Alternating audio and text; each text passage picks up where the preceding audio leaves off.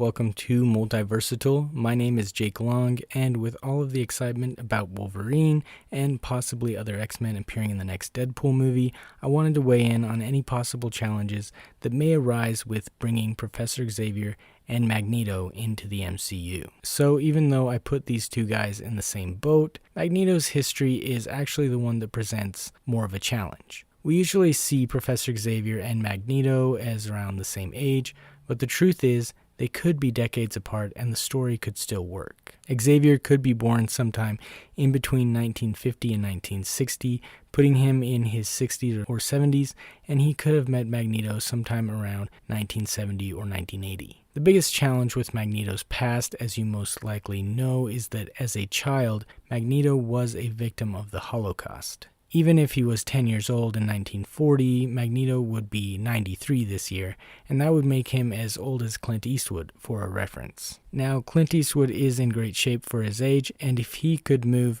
massive amounts of metal with his mind, he could be a scary supervillain to deal with. But I don't think that's the best way to go for the character, especially since he will be exerting himself on the level of an elite athlete, and especially considering that Magneto will be even older by the time we get an X-Men movie. I would also think that he would be involved in the MCU for at least 10 years in some capacity or another. Now, we could change Magneto's story, but World War II and the Holocaust are a big part of what makes Magneto an interesting villain that you almost want to root for. True, there could be a way to change his story that still retains the essence of who he is, but I have a different solution. I propose a simple fix that has actually already been somewhat utilized in the comics. The story in the comics goes with one of Magneto's mutants, Alpha, turning against him and reverting him back to infancy. Later, Erik the Red of the alien Shi'ar Empire restored him to the prime of adulthood. My idea isn't to turn him into a baby and then back to an adult in his prime,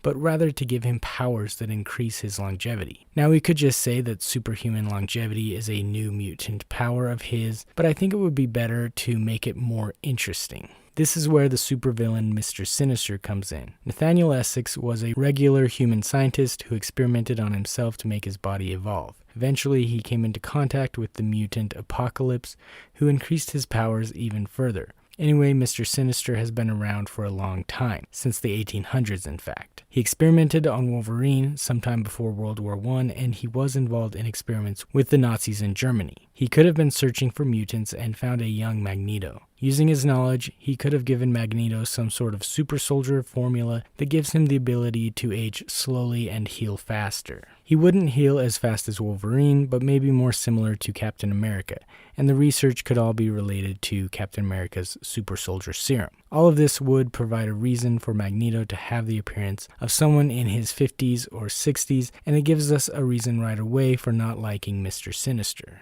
And if the X-Men as a team has been around for a while, like they were in the Fox universe, the story could have Mr. Sinister experimenting on the older members to increase their longevity. Because after all, Mr. Sinister eventually betrays Apocalypse and doesn't agree with his views of world domination. Mr. Sinister could see the X-Men as the only way to stop Apocalypse, so he decides to increase their lifespan. I kind of like this idea, but I'm not sure how I ultimately feel about it. Anyway, that's all for me today. I'll be doing another X-Men related video soon, and if you like this video, please hit that like button and subscribe if you want to see more similar videos. Leave a comment if you feel so inclined, and let me know what you think about Magneto and the X-Men entering the MCU if you'd like to.